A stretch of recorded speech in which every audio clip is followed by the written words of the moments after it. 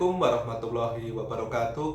Perkenalkan, nama saya Evaldo Arya Satya Fadilah, mahasiswa Universitas Muhammadiyah Purwokerto, Prodi S1 Manajemen Semester 4. Di kesempatan kali ini saya akan menjelaskan tentang manajemen modal kerja yang merupakan salah satu bagian penting dari manajemen keuangan. Kenapa sih kita harus belajar tentang manajemen modal kerja? Manajemen modal kerja ini sangatlah penting bagi kehidupan kita sehari-hari, terutama dalam berbisnis, dan mana kita harus mengetahui tentang definisinya, tujuannya, dan cara penyusunannya. Nah, di kesempatan kali ini saya akan menjelaskan tentang manajemen modal kerja. Tolong teman-teman nikmati sampai akhir. Oke, mari kita mulai penjelasan tentang manajemen modal kerja pada hari ini. Yang pertama, saya akan menjelaskan tentang pengertian. Pengertian menurut para ahli tentang manajemen modal kerja ini adalah yang pertama dari Kashmir. Pada 2014 di dalam buku Analisis Laporan Keuangan, beliau menjelaskan tentang manajemen modal kerja itu sendiri adalah manajemen modal kerja sebagai pengelolaan terhadap keaktifan lancar dan kewajiban lancar suatu perusahaan untuk menjaga likuiditas dan kelancaran operasional sehari-hari. Nah, sementara dari Weston dan Brigham pada 1990 di dalam buku Manajemen Keuangan menjelaskan bahwa manajemen modal kerja adalah manajemen terhadap aktiva lancar perusahaan dan utangnya yang harus dibayar dalam waktu dekat. Kemudian dari ahli lain seperti Van Horn dan Watsois pada buku Fundamentals of Financial Management menjelaskan bahwa manajemen modal kerja berkaitan dengan pengelolaan aset lancar perusahaan dan kewajiban lancar untuk memastikan bahwa perusahaan dapat beroperasi secara efisien dan memiliki likuiditas yang memadai. Nah, untuk penjelasan dari Agus Sartono tentang manajemen modal kerja pada buku Manajemen Keuangan, Teori dan Aplikasi edisi 4 menuturkan bahwa manajemen modal kerja adalah kebijakan dan keputusan keuangan yang menyangkut pengelolaan aktiva lancar serta sumber pembiayaannya dalam jangka pendek.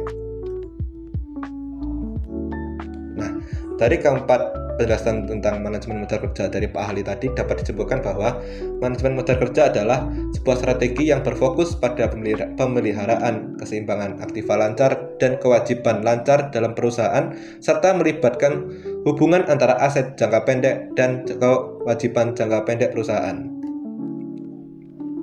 Oke, setelah kita mempelajari atau menjelaskan tentang definisi, saya akan menjelaskan tentang tujuan dari manajemen modal kerja itu sendiri. Tujuan dari manajemen modal kerja yang pertama adalah memenuhi kebutuhan likuiditas perusahaan agar dapat memenuhi kewajiban keuangan tepat waktu. Nah, kemudian yang kedua, mengolah aset lancar dan utang lancar untuk mendapatkan modal kerja neto yang baik.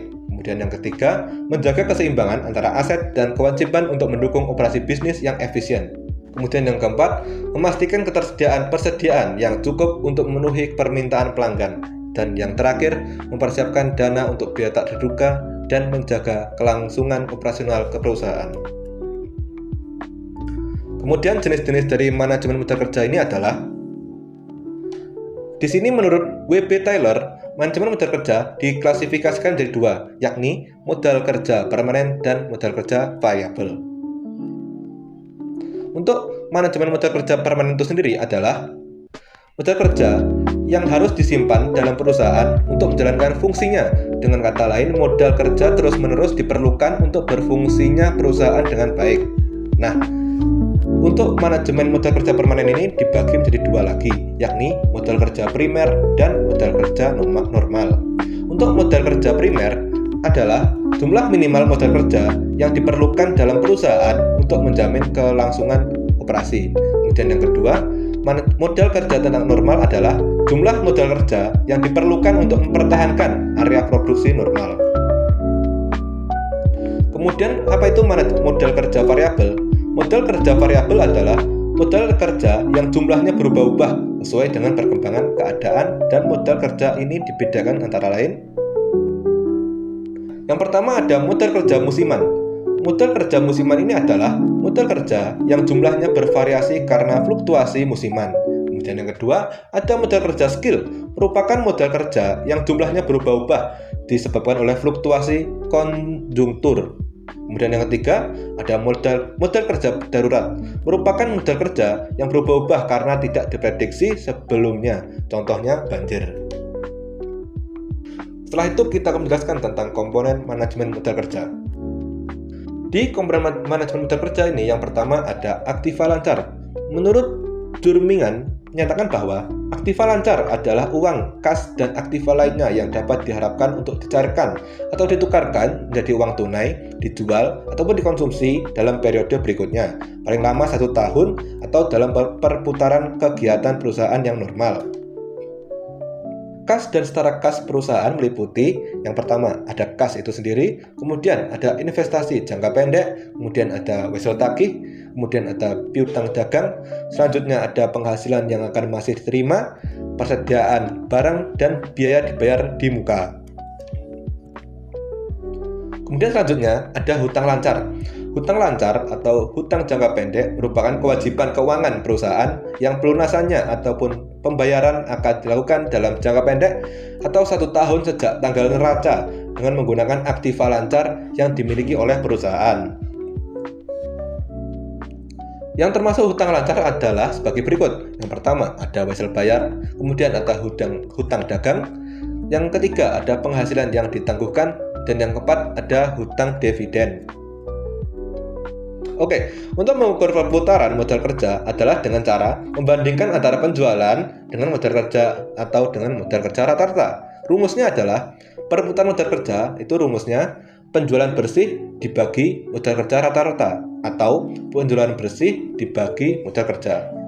Nah, untuk contohnya dapat dilihat di sini, yakni di sini pada komponen laporan keuangan pada 2017 dan 2018. Pada tahun 2017 menjelaskan tentang penjualan bersih, yakni 3.850, sementara di 2018 tertulis 4.150.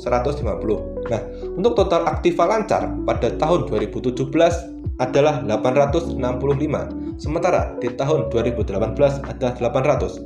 Nah, untuk tahun 2017 dapat dilihat sebagai berikut. Perputaran modal kerja sama dengan 3.850 dibagi dengan 865 sama dengan 4,45 kali atau 4,5 kali.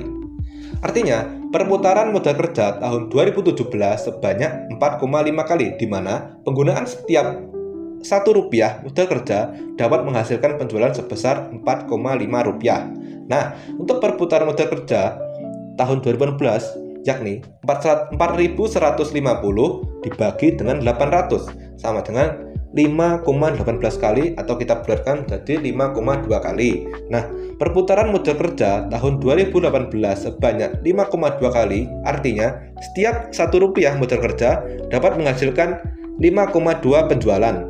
Dari penilaian terhadap kedua rasio ini terlihat bahwa ada kenaikan rasio perputaran modal kerja dari tahun 2017 ke tahun 2018. Hal ini dapat didalilkan atau menunjukkan ada kemajuan yang diperoleh manajemen.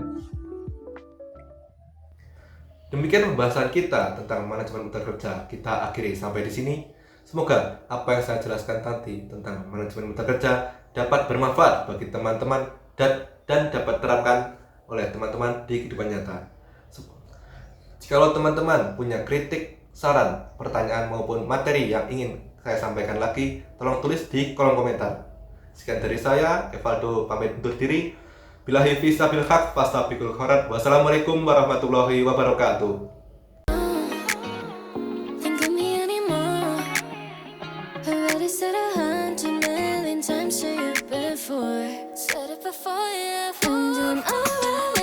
Baby, I hope you don't know just that I okay. Took your number off my phone. I'm doing bad.